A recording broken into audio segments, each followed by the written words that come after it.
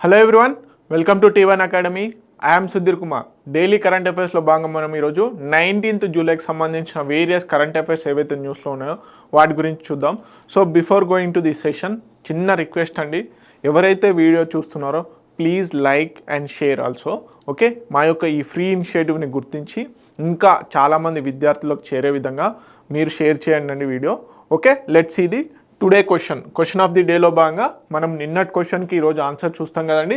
So ఏంటి question? Which Indian city was ranked as the world's most affordable student city in the QS 2026 rankings with a score of 96.5 in the affordability index అంటున్నాడు.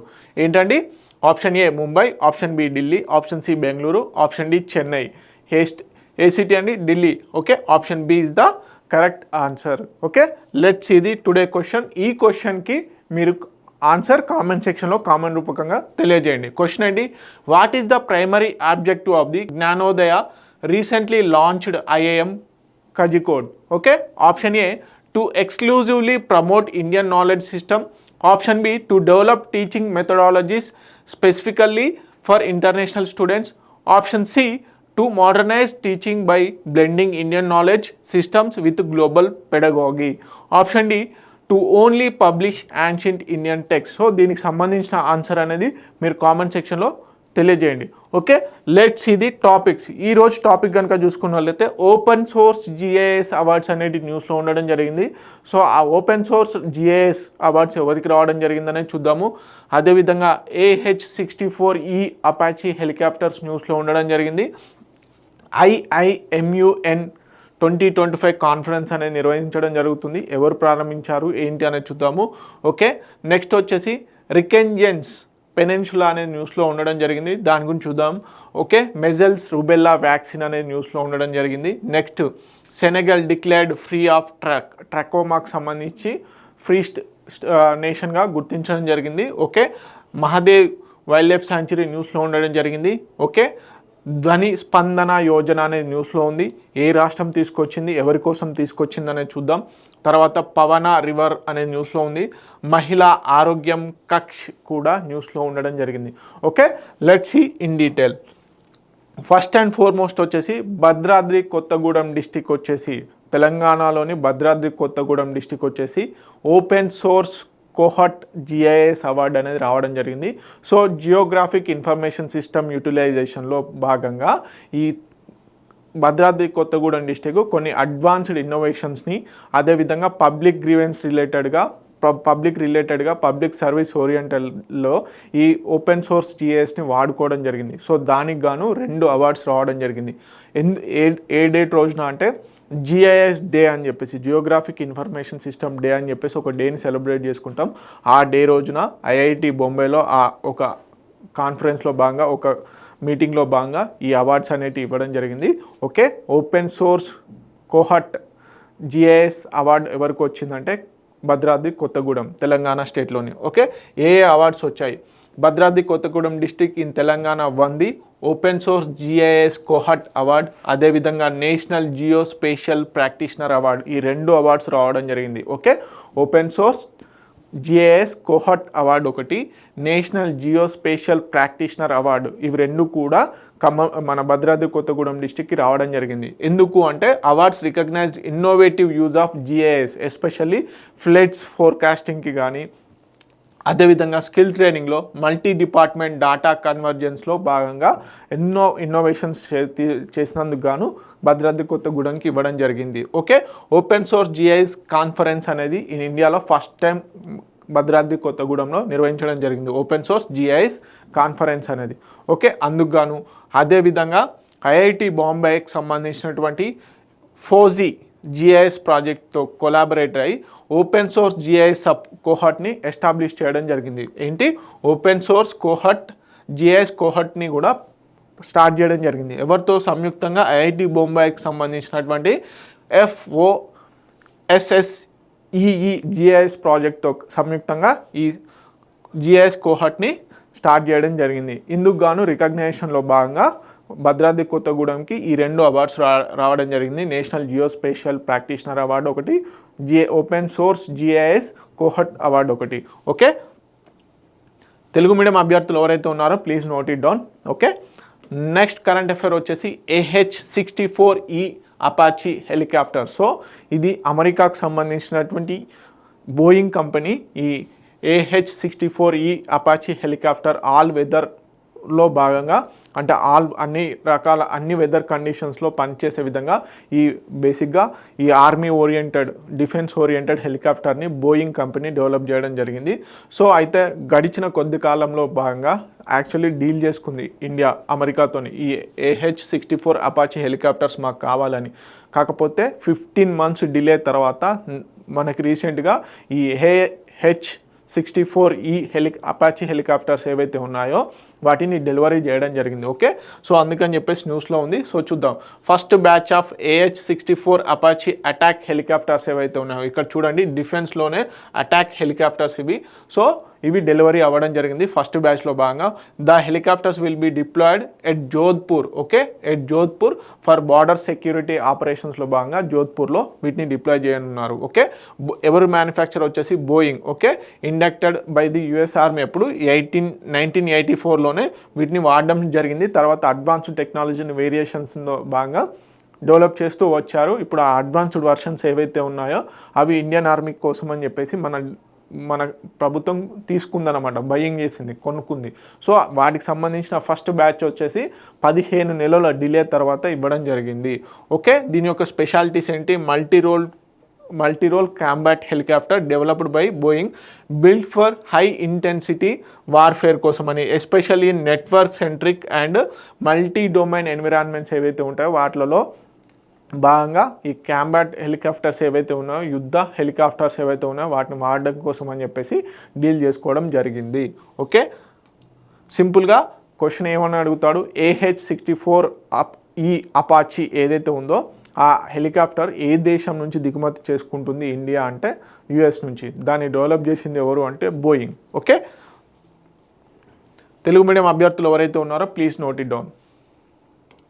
Next వచ్చేసి union minister Piyush Goyal గారు IIMUN 2025 కాన్ఫరెన్స్ని start చేయడం జరిగింది.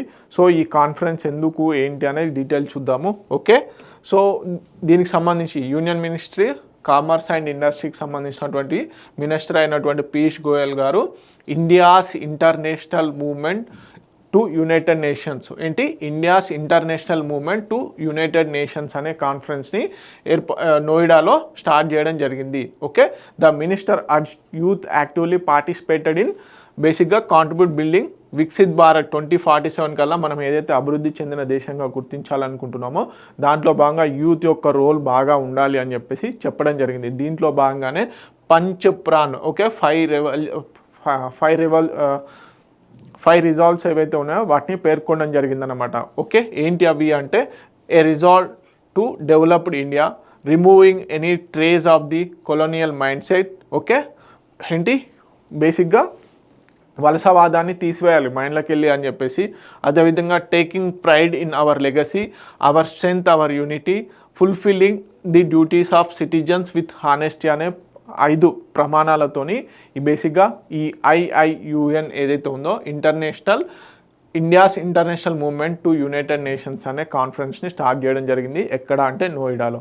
Okay, ఎవరు అంటే పీయూష్ గోయల్ గారు, minister of commerce and ఇండస్ట్రీకి సంబంధించి. ఓకే, తెలుగు మీడియం అభ్యర్థులు ఎవరైతే ఉన్నారో please note it down. Next Reykjanes peninsula. So ఇది ఐస్లాండ్లో ఉండడం జరిగింది. ఈ రెకెంజెన్స్ పెనిన్సులా ఏమైందంటే గడిచిన కొద్ది కాలం నుంచి 2023 నుంచి ఈ పెనిన్సులా అనేది ఎరప్ట్ అవ్వడం జరుగుతుంది. బేసిక్గా ఈ రెకెంజెన్ పెనిన్సులాలో రెకెంజెన్స్ వాల్కోనో అనేది ఒకటి ఉంది. ఆ వాల్కోనో గడిచిన అంటే 2023 నుంచి 9 సార్లు ఎరప్ట్ అవ్వడం జరిగింది, అంటే బద్దలు అవ్వడం జరిగింది. సో అందుకని చెప్పేసి న్యూస్లో ఉంది, ఖచ్చితంగా అడుగుతారు. ఐస్లాండ్లో ఉన్నటువంటి మేజర్ ఇది ఏదైతే ఉందో ఇక్కడ రెకెంజిన్ జియో పార్క్ కూడా ఉండడం జరిగింది, గ్లోబల్ జియో పార్క్ కూడా ఉండడం జరిగింది. అందుకని చాలా ఇంపార్టెంట్. ఈ పెనిన్సులాలో ఆ ఏదైతే వాల్కనో ఉందో ఆ వాల్కనో తరచుగా ఎరప్ట్ అవ్వడం జరుగుతుంది. సో మనం చూస్తూ ఉన్నాం జపాన్లో కూడా ఎరప్ట్ అవుతున్నటువంటి ఏవైతే వాల్కనోస్ కానీ అవన్నిటిని గుర్తుపెట్టుకోవాలి. తరచుగా న్యూస్లో ఉన్నటువంటి వాల్కనోస్ గురించి కంపల్సరీ గుర్తుపెట్టుకోవాలి. 9th volcano eruption since late 2023. Okay, ఇది ఎక్కడ ఉంది? సౌత్ వెస్ట్ ఐస్లాండ్లో ఉండడం జరిగింది, రెక్కెన్జిన్ పెనిన్సులాలో. ఓకే, సో బేసిక్గా సౌత్ వెస్ట్ ఐలాండ్ లొకేషన్ వచ్చేసి దీని యొక్క కవరింగ్ ఏరియా వచ్చేసి 829 స్క్వేర్ కిలోమీటర్స్. ఓకే, మేజర్గా వచ్చేసి ఇక్కడ మిడ్ అట్లాంటిక్ రీజియన్లో ఈ పెనిన్సులా అనేది లొకేట్ అయి ఉండడం జరిగింది. ఒక రకంగా యూఎస్ఏకి యూరోప్కి కనెక్టింగ్ కాంటినెంటల్ బార్డర్ ఏదైతే ఉందో అక్కడ ఈ బేసిక్గా ఈ వాల్కనో అనేది ఉండడం జరిగింది. అటు నార్త్ అమెరికన్కి యూరేషియన్ టెక్టానిక్ ప్లేట్స్కి మధ్యలో మీటింగ్ పాయింట్లో ఇది ఉండడం జరిగింది. Known for frequent earthquakes and volcanoes. So geographical features ఏంటంటే మాస్ కవర్డ్ లావా ఫీల్డ్స్ అనేటి ఈ ఐలాండ్లో ఉండడం జరిగింది. ఓకే, పెనిన్సులాలో cone shaped volcanoes, hot springs, fisheries అనేటివి ఉండడం జరిగింది. ప్రపంచంలోనే అత్యంత పేరుగాంచినటువంటి గున్హవర్ జియోథర్మల్ ఫీల్డ్ అనేది ఈ రీజియన్లోనే ఉండడం గమనార్హం. So compulsory important. అదేవిధంగా రెక్కెన్జిన్స్ జియో పార్క్ అనేది యునెస్కో గ్లోబల్ జియో పార్కుగా కూడా గుర్తించడం జరిగింది. మనకు తెలుసు గ్లోబల్ జియో పార్క్ అనేది మన ఇండియాలో ఇప్పటివరకు ఒకటి కూడా లేదు. అలాంటిది ఈ ఏదైతే రెక్కెన్జిన్స్ ఐలాండ్ ఏదైతే ఉందో, పెనిన్సులా ఏదైతే ఉందో అక్కడ రెక్కెన్జిన్స్ జియో పార్క్ అనేది ఉంది. దాన్ని యునెస్కోకి సంబంధించినటువంటి గ్లోబల్ జియో పార్క్లో కూడా ఉంచడం జరిగింది. ఓకే, తెలుగు మీడియం అభ్యర్థులు ఎవరైతే ఉన్నారో please note it down. Next, India sends 3 lakhs measles rubella vaccines అనేవి ఒక కంట్రీకి ఎక్స్పోర్ట్ చేయడం జరుగుతుంది. ఆ కంట్రీ పేరు వచ్చేసి బొలీవియా.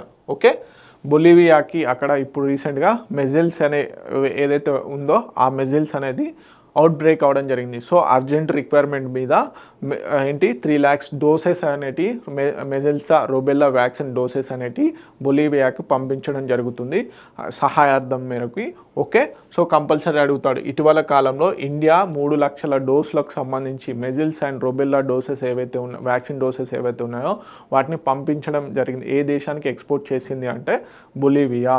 ఓకే, ఎందుకు అంటే అక్కడ అవుట్ బ్రేక్ అవ్వడం జరుగుతుంది. ఓకే, సో ఈ సందర్భంలో మనం మెజిల్స్ గురించి నేర్చుకోవాలి. ఓకే, ఇది ఒక viral disease. First of all మనకి వైరస్ ద్వారా వస్తుందా లేకపోతే బ్యాక్టీరియా ద్వారా వస్తుందా అనేది కంపల్సరీ అడుగుతాడు. ఇది ఒక వైరస్ ద్వారా ఇన్ఫెక్షన్ అయ్యేటువంటిది, airborne viral infection. Okay, myxovirus ఫ్యామిలీకి సంబంధించింది.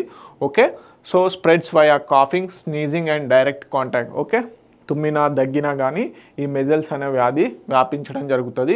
ఓకే, ఇన్ఫెక్షన్ రూట్ వచ్చేసి starts in respiratory tract and spread systemically. Okay, highly contagious, can lead to serious complications or death కూడా అయ్యే ఛాన్సెస్ ఉన్నాయి. సో నో స్పెసిఫిక్ యాంటీవైరల్ అనేది ఈ బేసిక్గా ట్రీట్మెంట్లో భాగంగా ఒక స్పెసిఫిక్ యాంటీవైరల్ అనేది లేదు. కాకపోతే ఏంటంటే రూబెల్లా వ్యాక్సిన్ ఏదైతే ఉందో అది దీనికి యూజ్ చేస్తుంది. MR vaccine in 2 doses provides immunity. Okay, proper treatment అనేది లేదు. కాకపోతే ఏంటంటే రుబెల్లా వ్యాక్సిన్ ఏదైతే ఉందో అందుకని చెప్పేసి దానికి మెజల్స్ రూబెల్లా వ్యాక్సిన్ అని పేరు పెట్టడం జరిగింది. అదే వ్యాక్సిన్ ఈ మెజల్స్ కూడా వాడడం జరుగుతుంది. సో కంపల్సరీ గుర్తుపెట్టుకోవాల్సింది ఏంటంటే వైరస్ ద్వారా వ్యాపించుతుంది, బ్యాక్టీరియా ద్వారా కాదు.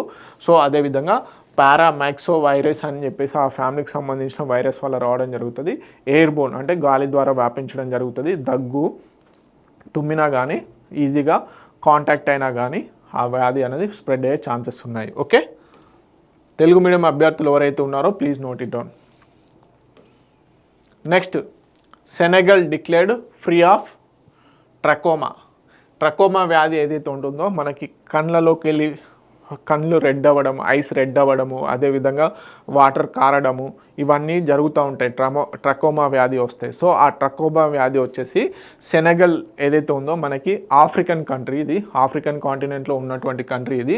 ఈ సెనెగల్ కంట్రీకి ఇప్పుడు వరల్డ్ హెల్త్ ఆర్గనైజేషన్ ఈ ట్రకోమా ఫ్రీ కంట్రీగా డిక్లేర్ చేయడం జరిగింది. అంటే గత కొద్ది కాలంగా ఈ ట్రకోమాకు సంబంధించినటువంటి మొత్తం డిసీజెస్ ఏదైతే ఉందో అక్కడ రాలేదు. అందుకని చెప్పేసి వరల్డ్ హెల్త్ ఆర్గనైజేషన్ ఇప్పుడు Senegal declared as a trachoma free కంట్రీగా డిక్లేర్ చేయడం జరిగింది.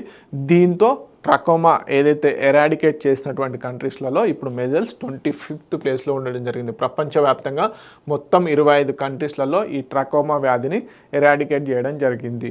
ఓకే, సో దీనికి సంబంధించి చూద్దాం. 25th country globally, 9th in ఆఫ్రికాలో వచ్చేసి నైన్త్ కంట్రీ అన్నమాట ఈ ట్రకోమా వ్యాధి.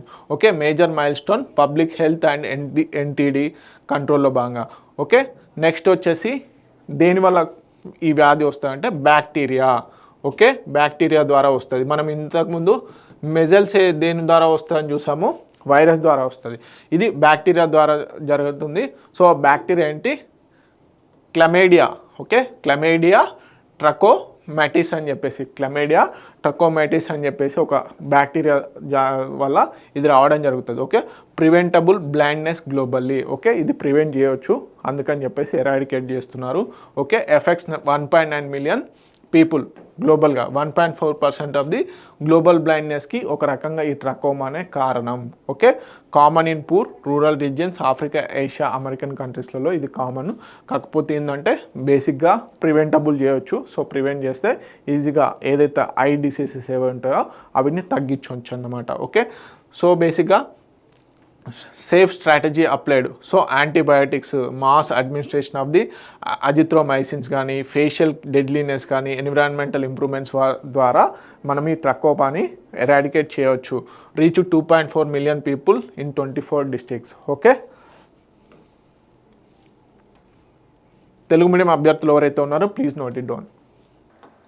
Next Mahadevi wildlife sanctuary ఏదైతే ఉందో ఇది న్యూస్లో ఉండడం జరిగింది. సో బేసిక్గా గోవాలో ఈ మహాదేవి వైల్డ్ లైఫ్ సాంచురీ బేసిక్గా ఇక్కడ ఒక టూరిజం రిలేటెడ్ అపార్ట్మెంట్స్ అనేటివి కన్స్ట్రక్షన్ చేస్తున్నారు. దీనికి సంబంధించి ఎన్విరాన్మెంటలిస్టులు, ఓకే, ఎన్విరాన్మెంటలిస్టులు ఎవరైతే ఉంటారో ఈ ఎన్విరాన్మెంటలిస్టులు ప్రొటెస్ట్ చేయడం జరుగుతుంది. ఈ మహాదేవి వైల్డ్ లైఫ్ సాంచురీ వచ్చేసి మనకి ఎక్కడ ఉంది, గోవాలో ఉండడం జరిగింది. ఏ రాష్ట్రంలో ఉంది, గోవాలో ఉండడం జరిగింది. సో చాలా మట్టుకి వాటర్ ఫాల్స్కి పెట్టింది పేరు అన్నమాట. సో ఫేమస్ వాటర్ ఫాల్స్ ఇక్కడ ఉన్నాయి. అదేవిధంగా బేసిక్గా ఈ మహాదేవి వైల్డ్ లైఫ్ సాంచురీ ఉన్నటువంటి ఏదైతే రీజియన్ ఉందో అక్కడ మహాదేవి రివర్ అనేది ఫ్లో అవుతుంది.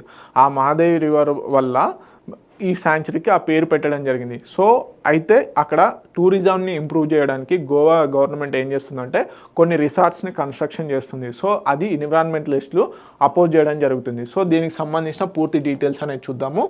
ఓకే, ఏంటి, environmental recently expressed serious concerns over the approval of the eco tourism resorts project. Okay, so Surla plateau దగ్గర ఏదైతే ఈ సుర్లా ప్లాటూ అనేది మనకి మహాదేవి వైల్డ్ లైఫ్ సాంచురీలో ఉండడం జరిగింది. Okay, Mahadevi wildlife sanctuary is the northern part of the Goa in the western ఘాట్స్లో locate అయి ఉండడం జరిగింది.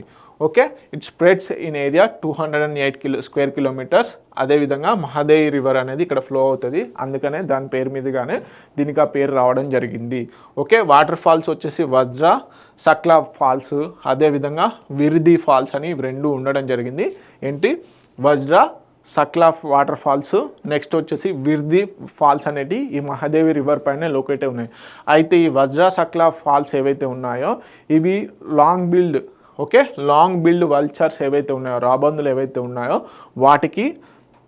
వాటి యొక్క బ్రీడింగ్ సెంటర్గా ఈ వాటర్ ఫాల్ అనేది ఉందన్నమాట. సో ఒకవేళ ఈ రిసార్ట్ ఎకో టూరిజం రిసార్ట్స్ అనేది బిల్డ్ చేస్తే కనుక వీటికి ఎఫెక్ట్ అయ్యే ఛాన్సెస్ ఉన్నాయి. అందుకని చెప్పేసి ఈ ఎన్విరాన్మెంటలిస్టులు కన్సర్న్ ఎక్స్ప్రెస్ చేస్తున్నారన్నమాట. సో మనకు తెలుసు లాంగ్ బిల్డ్ వల్చర్స్ ఏవైతే ఉన్నాయో అవి బేసిక్గా ఎండేంజర్ స్టేజ్లో ఉండడం జరిగింది. అయితే వాటి యొక్క బ్రీడింగ్ సెంటర్గా ఈ వాటర్ ఫాల్ అనేది ఉండడం జరిగింది. సో అందుకని బేసిక్గా ఇంపార్టెంట్, కంపల్సరీ అడుగుతాడు. ఓకే, తెలుగు మీడియం అభ్యర్థులు ఎవరైతే ఉన్నారో please note it down. Next ధ్వని స్పందన Yojana. So Karnataka state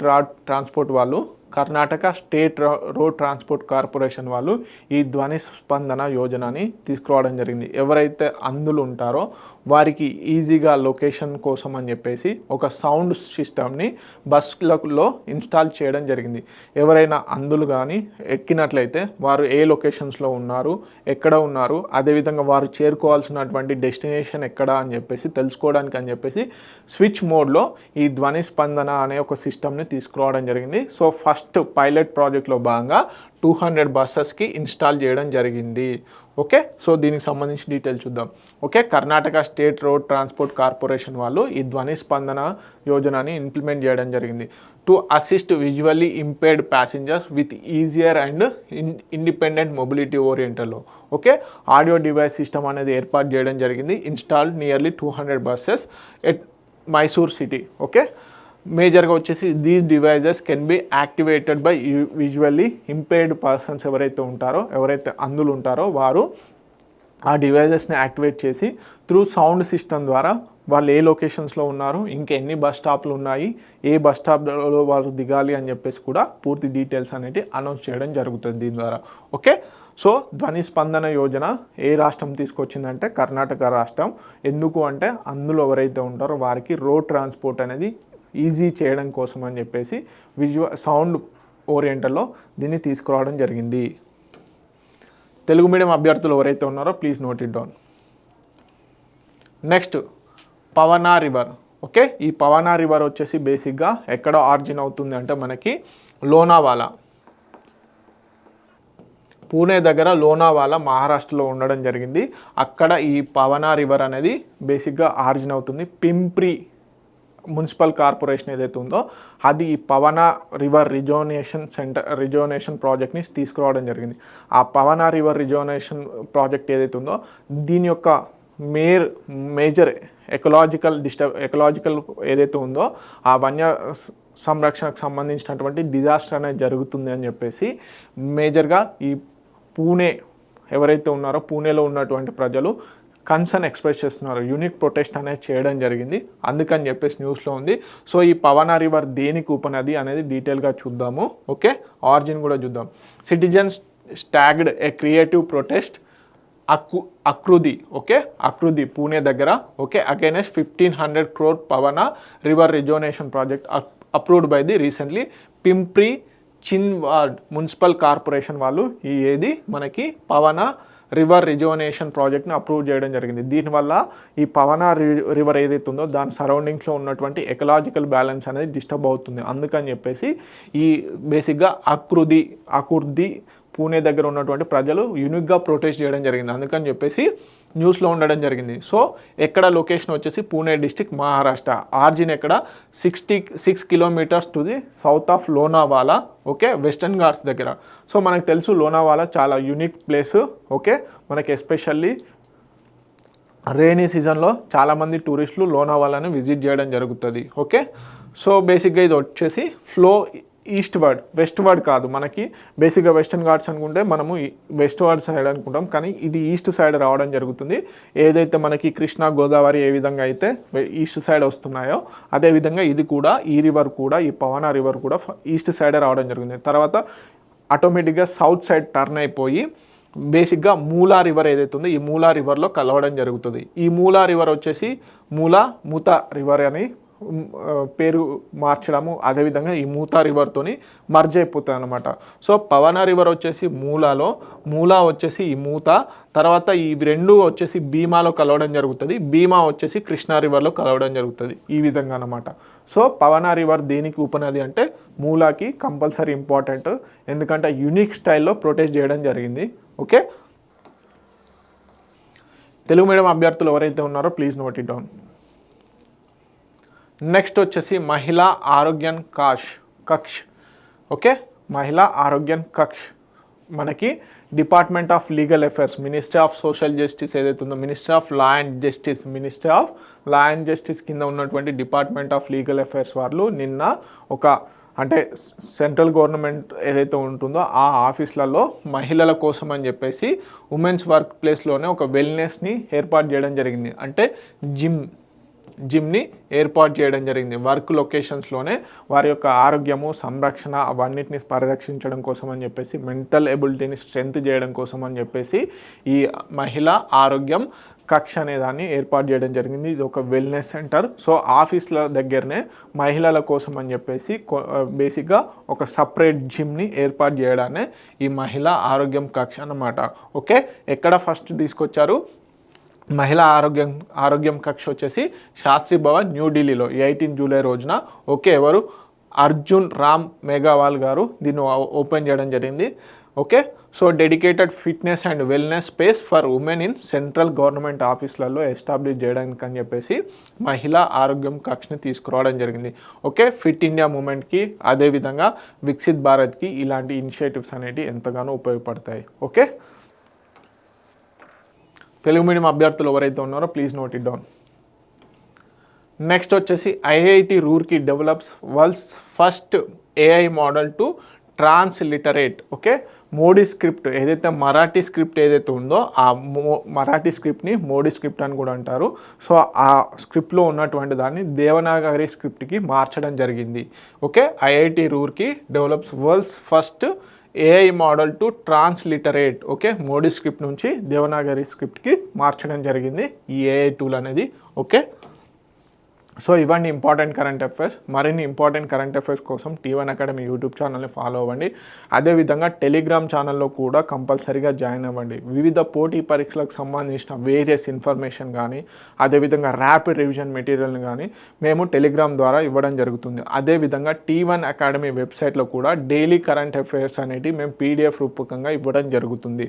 so మీరందరూ T1 అకాడమీ వెబ్సైట్ ఏదైతే ఉందో అందులో మీరు డైలీ కరెంట్ అఫైర్స్ కూడా నోట్స్ చేసుకోవచ్చు. నేను ఏదైతే ఇక్కడ చెప్తున్నానో దానికి సంబంధించిన ఇన్ఫర్మేషన్ పూర్తిగా పిక్టోరియల్ రిప్రజెంటేషన్లో పూర్తిగా మేము T1 అకాడమీ వెబ్సైట్లో పొందుపరుస్తున్నాము. So please watch T1 academy website also. Thank you so much.